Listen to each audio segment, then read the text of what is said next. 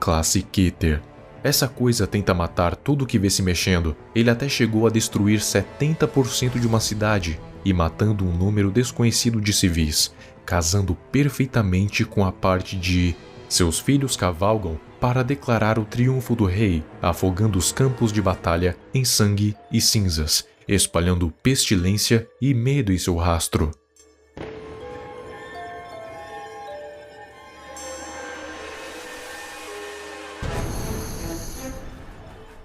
A quinta noiva era Anot. Ela tinha uma mente forte, embora o corpo fosse frágil.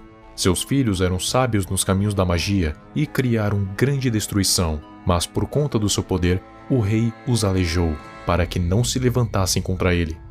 Seu selo era Ner, falta, pois a sua sede e a sede de seus filhos nunca se apagavam.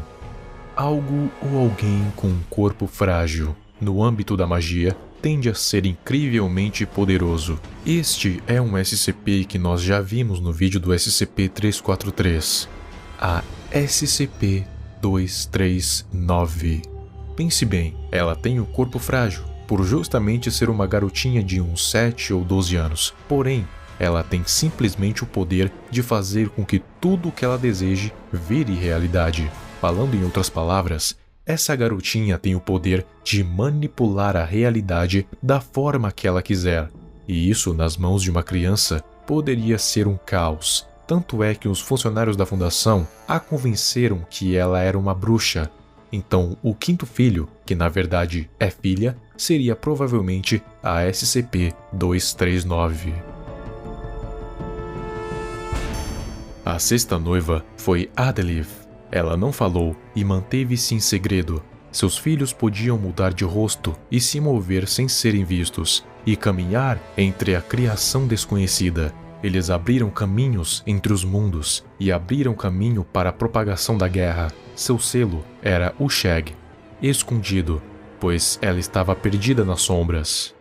Então o filho que pode mudar o seu rosto e nunca ser conhecido ou reconhecido. Há um SCP que tem literalmente o nome de O Desconhecido, o SCP-055, conhecido também como Anti-Meme.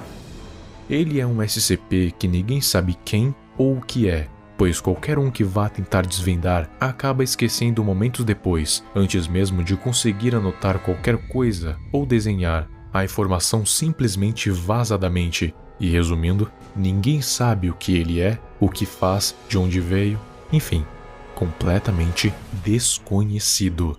Tudo bem, na descrição está falando sobre o filho supostamente conseguir abrir caminhos, o que pode ser interpretado como portais. Porém, o desconhecido é o desconhecido, então não temos a mínima ideia do que ele faz. Então, é perfeitamente plausível que ele possa fazer isso. E agora, finalmente... A primeira noiva foi Arivik. Ela era amada pelo rei, embora seus filhos fossem poucos. Por sua lealdade, seus filhos se tornaram mais sábios do que todos os outros e conheciam bem os caminhos da guerra. Pelas mãos, eles guiaram a guerra e levaram a vitória. Seu selo era Vaduk, domínio, pois assim como ela buscava o domínio, também era dominada. Bom, essa aqui é uma das mais complicadas até agora, por justamente a descrição ser muito vaga, e não temos certeza de quem pode ser.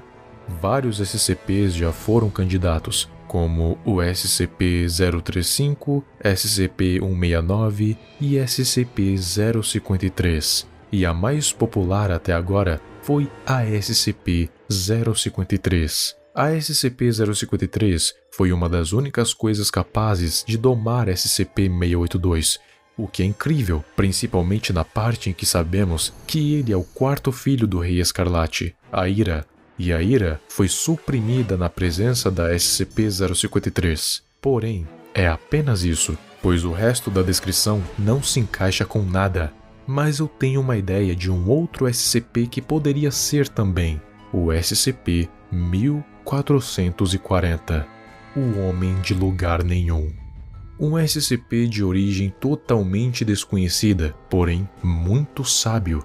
e em uma entrevista pareceu conhecer as diversas coisas sobre os seus irmãos, que inclusive de um deles ele fala que ele nunca aparece e é desconhecido.